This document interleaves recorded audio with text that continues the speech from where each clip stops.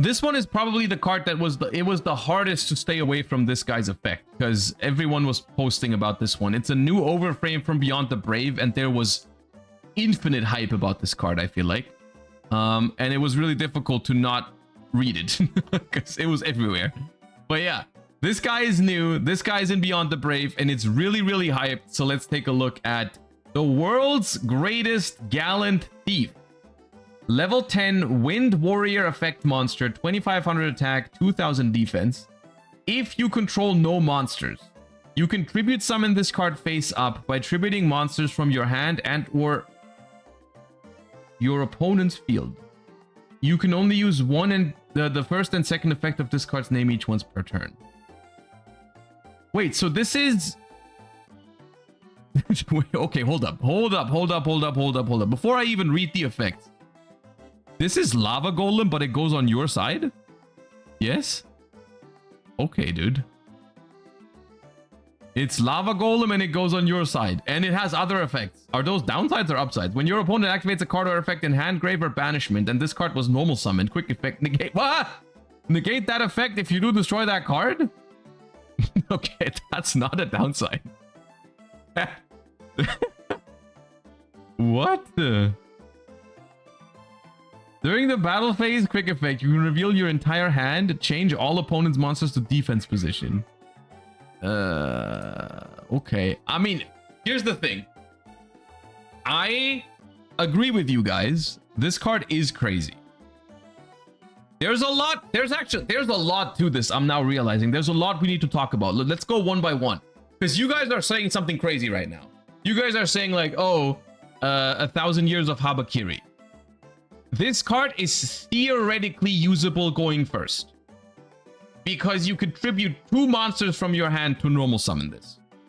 That's not really gonna happen. I don't think.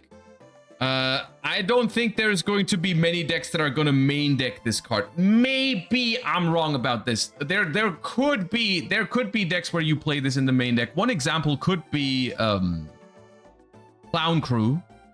Because you can just, you know, you can just normal summon it on your opponent's turn if you go first. Which could be crazy, but you're going to control monsters, so you can't tribute their stuff on your turn. Mitsu loves this. Mitsu...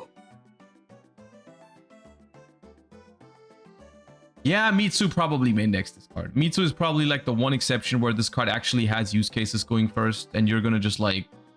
you're gonna tribute like a Mitsu and something. The thing is, you don't play a crazy amount of Mitsurugis, is the thing, right? Like, Mitsurugi typically plays 1 Saji, 1 Kusanagi, maybe 2. Let's assume 3 Aramasa with this card, right? 3 Aramasa. You have the 1 Habakiri, like 2 Murakumus, 1 Futsu. That's 9. If you play 2 Futsus, I've seen people play like a 5th Ritual. That's 10.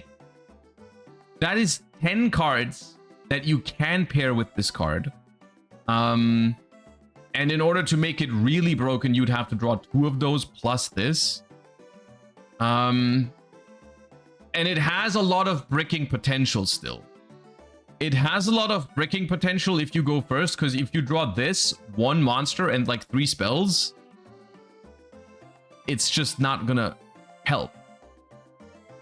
But it negates Stroll. The upside of the card, if you do... I mean, yeah, okay. If you draw this card with Futsu and Murakumo, you won the game going first. It's over. Yes, I agree with you. Yeah, I see that. I understand. I get that. Okay? You draw this card with 2 Mitsurugis going first. Yes.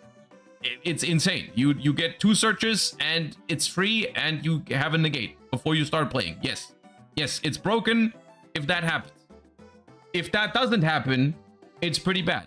At the same time, it's still much better than main decking a card like Dark Ruler, which people have done in the past. So it's not out of the question that people are going to main deck this guy. Because there's a world where, you know, it's just like, you know, fine. Like it's crazy going second, and it can be good going first. That's already good enough, right? So yes, there's in Mitsurugi there's cases for this. the question is, how good is Mitsurugi going to be by the time we get this card? Because this card is not releasing now. This card is releasing soon in the OCG, and then for us, it's going to be more months until we get it. So who knows? It's something that's hard to predict. The way I would like to look at this card is as a generic card, because that's what it is. This card is not Mitsurugi support per se. This card is going to see a lot of play, at least the way I feel like it's going to be. This card sees a lot of play in general. In most other decks, or like in your average Yu-Gi-Oh meta deck, this card is not going to be a main deck card. This is a side deck staple, pretty much. This is a new entry into the family of just board breakers, right? This is a very, very needed upgrade, I feel like, to board breakers. Huwa is dead going first, so maybe. The issue is, if you want to use this card going first, you also have to play a deck that doesn't need the normal summon. Because it is a normal summon. It does take up your normal summon when you go first. So this is not something that every deck can just main deck and just use it going first to insulate their combos. You need to be playing a deck that plays enough monsters and starters and does not need the normal summon. But if we're talking post side going second, any deck that isn't desperate for the normal summon is easily gonna play this card. Easily. Because it's just very, very, very good. It still is a board breaker, which means that in some formats you're gonna prefer hand traps over board breakers. But yeah, this card deals with 5 disruptions. Okay, can we do the math on that real quick? Because you're attributing 2 monsters and then you get 1 negate. Where are the other 2 coming from? You attack 1. Okay. We're not counting changing the battle position as dealing with a card, are we? Please tell me we're not doing that right now. Please tell me we're not counting this as dealing with... Okay. Tribute 2, negate 1, and attack over another. However, to be fair, the negate, and this is a downside on this card, the negate does not deal with anything on the field. So if your opponent has 3 big threats on the board, the third one is still gonna be there, right? You can't negate the third one because it does not negate anything on the field. Bounceable with Mind Shuffle. I mean, yeah, this card has a lot of crazy implications. I mean, even in, let's say in Clown Crew, right, where you contribute summon on your opponent's turn sometimes, if you ever manage to activate a card that lets you tribute summon while you have no monsters on your opponent's turn, you can just tribute their shit. That could be crazy. Okay. I mean, yeah, it's funny because there's a lot there. In theory, there's a lot to talk about here, or it feels like something I want to talk about for a long time because it is kind of crazy. At the same time, it's relatively cookie cutter. This card is just good.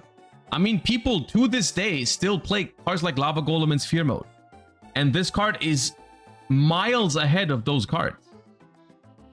The only downside compared to Lava Golem is that you cannot, if you draw 2, the second one is dead, right? Because it's gonna take your normal summon and you can't do 2 of them on the same board. That's the only downside compared to Lava Golem. But Lava Golem is already a good card, and this card is, I think, in 99% of cases, just better than Lava Golem. Can't control monsters.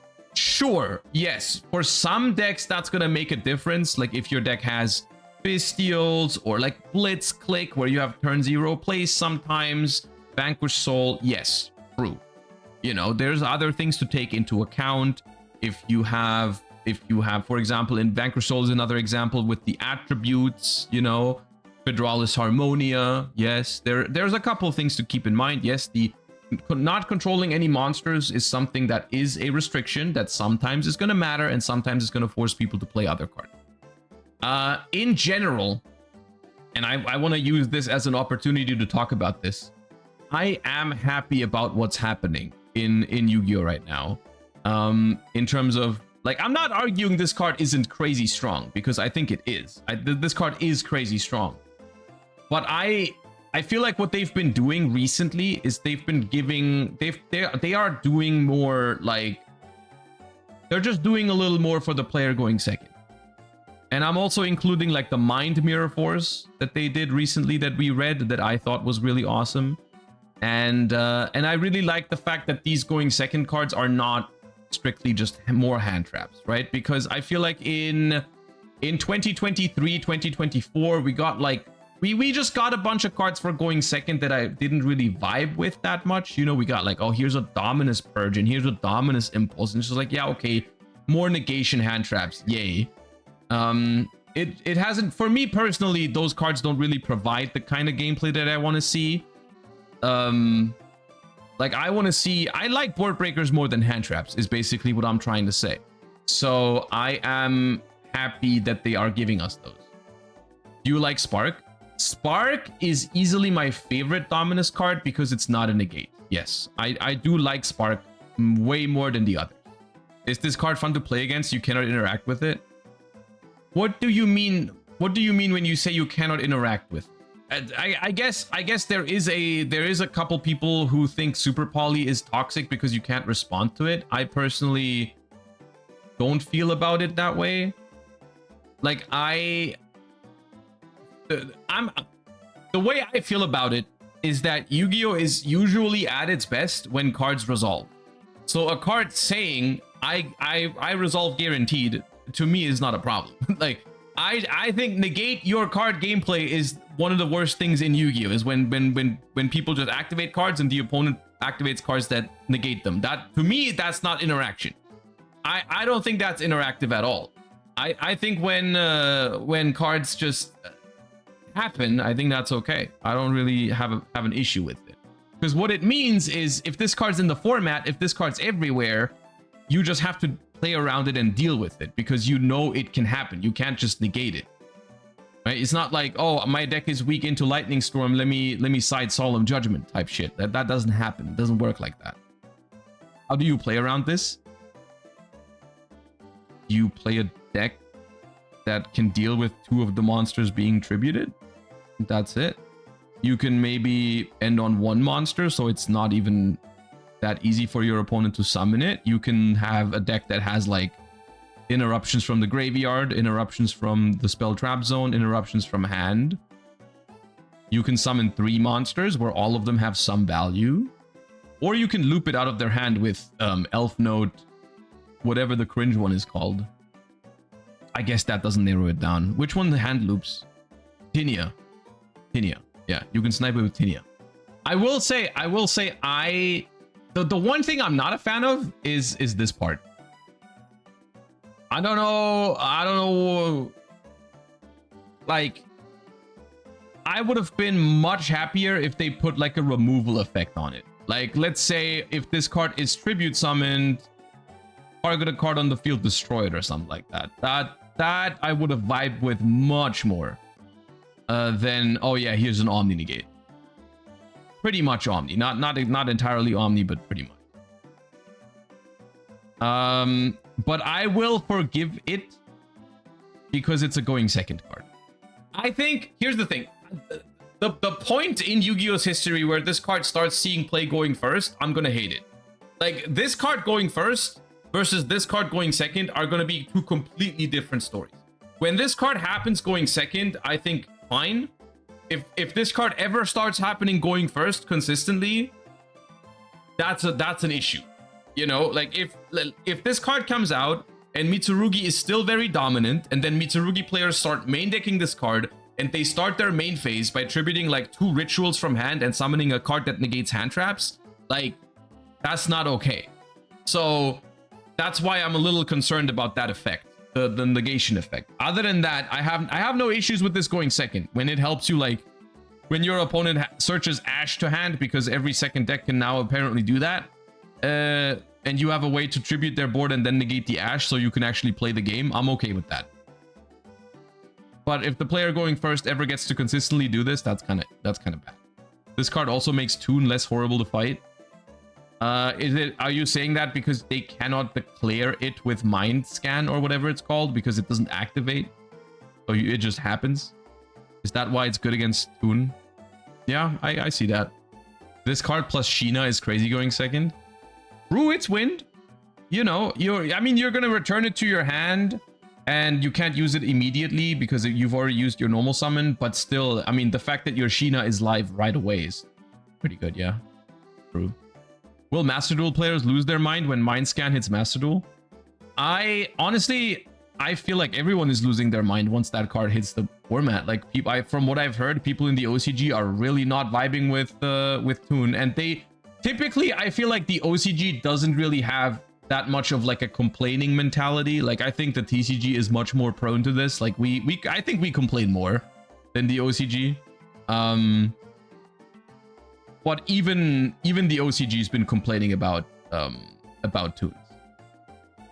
And I think we are also going to be very unhappy once Toon comes out. Like, Toon, I think Toon is a step too far in terms of just the interactions in it are just not fun, I think, from what I've seen. So it's gonna be weird. I wonder if they're gonna do anything about it, because, like, I mean, there's been things in the past where they reacted pretty quickly to stuff that just wasn't well designed, like the Super Heavy Samurai stuff. So if they see that everyone hates Toon in the OCG, maybe they can consider like hitting it quickly in the TCG. I hope. I don't know.